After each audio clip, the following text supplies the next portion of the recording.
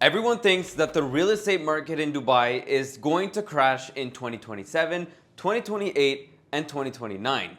But what if I told you the data actually says otherwise? My name is Kevin McKenzie, and I've helped over 700 companies establish themselves here in the UAE, and I've helped over 100 investors buy and invest in Dubai real estate to help them get the golden visa, which is a 10-year residency permit. And in this video, I'll be going over why I think that the Dubai market is actually going to still be undersupplied. Now, a key consideration is that not all areas will be undersupplied. Like with anything in the world, each segment of the market is different. But on average, we should still be undersupplied. But at the end of this video, I'll be also telling you one key area that I think will be oversupplied, and this will reduce, maybe partially, the increase in prices and rental yield. Now, when we're talking about new supply, we're obviously talking about new construction, like that building right there, that building right there, and a few other buildings in the area, even including the select group towers over there that I'm just handing over shortly. There is a lot of new supply coming to the market. In 2025, we're expecting 55,000 new units. In 2026, we're expecting 65,000 new units.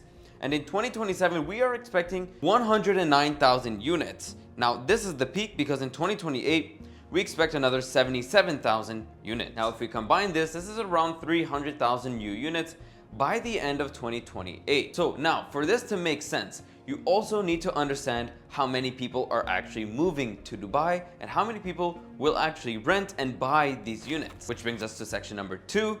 Demand. Dubai's population jumped from 3.8 million in 2024 to 3.95 million in 2025. Now, is this growth realistic? And I will say, absolutely, this growth is realistic. It happened. But what's more important is what will be the continuation on this growth? Will we see more growth or will it slow down? Now, if we're looking at the actual data, you can tell that it is not slowing down at all. In the last 12 months alone, we've seen an increase in new residents by 140,000 people. Now, this is just the last 12 months. And as time goes on, it gets quicker and quicker. People move here, they move their families, they move their friends. And as a person who personally has helped move well over 1,000 individuals here, 700 companies, over 700 companies, I know that for a fact, there are a lot of people moving here. And internally in our own business, we are seeing a rapid growth here. We're having to hire more people, look to grow the team because things are getting more and more busy. Now, historically, Dubai's population has been increasing by around 3% annually. But of course, things are getting faster and faster. And I personally think that we will see an increase by around 5% in total.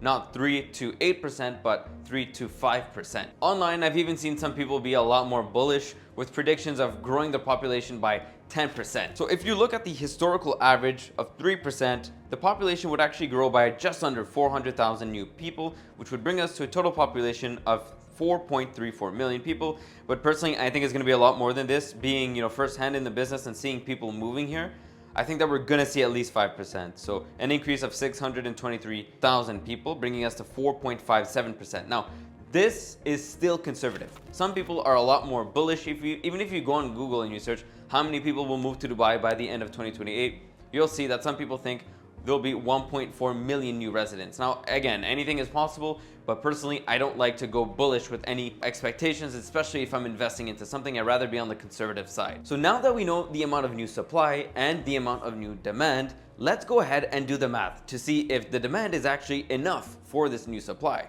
Because if it wasn't enough for this new supply, then of course the demand would be too low. And that would mean that the prices on the market would stay flat or decrease. And of course, if the demand is too low, then the market prices would decrease significantly. So this part is very, very important. And also, one very important fact to keep in mind is that each property has around 2.8 people within that property. So if there were 3 residents would live in one property on average. Of course, husband, wife, child, or multiple people staying together, this is how this often happens. So what you need to do is divide the total population, divide that by 2.8, and this is how many units we should have to at least meet the current demand. So if we take the 623 new residents by 2028 and divide it by 2.8, we come to have around 220,000 units required to meet the current demand based on my forecast of the market. Now, keeping that in consideration, let's look over the year-by-year playbook. In 2025, so this year, we will not have enough new stock on the market, meaning that there will be even more demand because the units needed is 67,000 and the units supplied is 55,000. Now moving forward in 2026, we have a similar situation. We need 70,500. We're delivering 65,000 new units. Now here's where it takes a turn because in 2027, this changes. In 2027, there's a huge amount of new stock that is coming to the market. The units needed is 74,000 new units and the units supplied is 109,000, which means that there actually is an absorption rate of 147%, which you can see this is the first surplus in all of the years. This is when there is more on the market. So for people who are paying rents, you should expect a decrease at this point. But again, it really depends on where these units are being handed over, which is something I'll go over very shortly. And then finally, in 2028, you see that the demand meets the supply. But of course, it's important to look at all the scenarios, the worst case and the best case.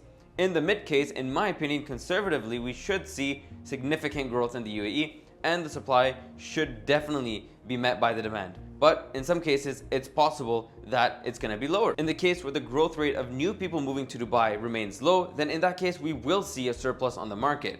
But on the other end, if more and more people move to Dubai and we even go past what I expect, we'll see a huge undersupply of properties on the market, although they are delivering more properties than ever. People think that just because they're delivering more than ever, it means that it's a bad thing.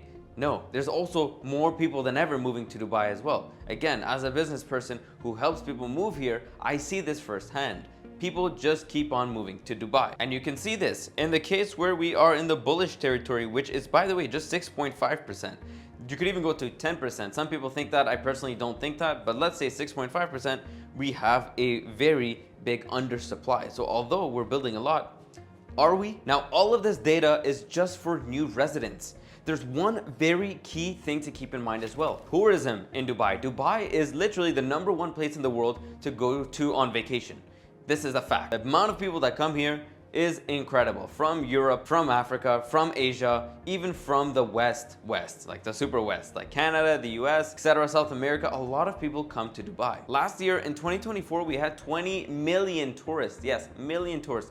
And by 2031, the UAE is expecting to have around 40 million tourists annually, which shows you that the growth rate is very large, doubling essentially. Now, despite all this information, why do people keep saying that there is an oversupply? Well, number one, they could just not know any better, be ignorant. Number two, they could actually be genuinely right, because there are some areas where we will see oversupply. As an example, in my opinion, JVC, which by the way is an amazing community to live in for new expats, is going to see some huge changes in the near future. This year alone, they've handed over a ton of properties and they're going to hand over another 10,000 before the end of this year. 10,000 units, 10,000 places for people to go and buy and rent, which is a lot. So in areas like this, you're going to see a decrease in rental prices and of course the price for actual apartments, townhouses, villas, etc. If you take a look, you see that they have 13,900 new units coming to the market this year alone. And you can see that next year it's 11,800, the year after it's 8,000, the year after it's 3,500. JVC has been a really big developing community, which before was actually an amazing place to invest in, even 12 months ago, 24 months ago, and further, of course. It was an amazing place because it was not developed, it was underdeveloped. People were beginning to relocate here, people were beginning to really move here.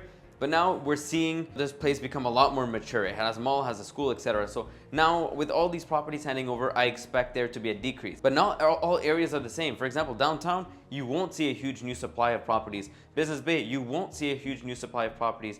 Marina, Palm Jumeirah, these areas can't because there's already properties there. You can't build anymore. And even with this information, people still seem to be very bullish on an area like JVC. The price per square foot in this area just keeps going up month by month. And even as an investment, as long as you get in at the right price per square foot, JVC is still a fantastic option to invest in, even with the new amount of properties handing over. As long as you get in the right project at the right price, with the right developer, you are good. So now, what are my final thoughts? I think that by 2028, Dubai will actually still face an undersupply. And let me break this down. Based on our forecast, we'll need 222,400 units for population growth alone.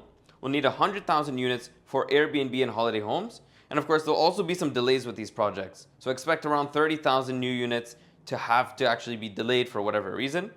And in addition to that, you'll also see that some of these units will be vacant. People just don't rent them out. Not everyone rents out their properties. They actually buy them and just leave it. I have many clients who buy properties stay in them and just leave them, and they have multiple, and they don't want other people to rent their properties. This is very, very common, which leaves us with a net deficit of 47,000 units short. So if you invest in a quality product in a good area, I think that you'll definitely be okay. I'm personally still investing in the market, and our clients are as well. I'm very bullish. So even my conservative forecast of growth should be seen as, very, very conservative, because I honestly think to myself that it's going to be higher than 5% CAGR. So just keep this in mind. And of course, if you're looking to buy real estate in Dubai and you want to find the right projects, you need to look in the right areas. And of course, a team like us here at GenZone can help you. We're looking at areas where there's going to be appreciation, waterfront communities, high demanded properties, branded residences. We know all the best investments, so just make sure to book a call using the link down below. Either me or one of our team members would be more than happy to get on a call with you and break down the entire Dubai market. Now, of course, if you're not ready to get on a call just yet, you can also send us a WhatsApp message clicking the link down below. Scan the barcode on this video, or of course, watch this video right here that goes over a little bit more about the Dubai real estate market.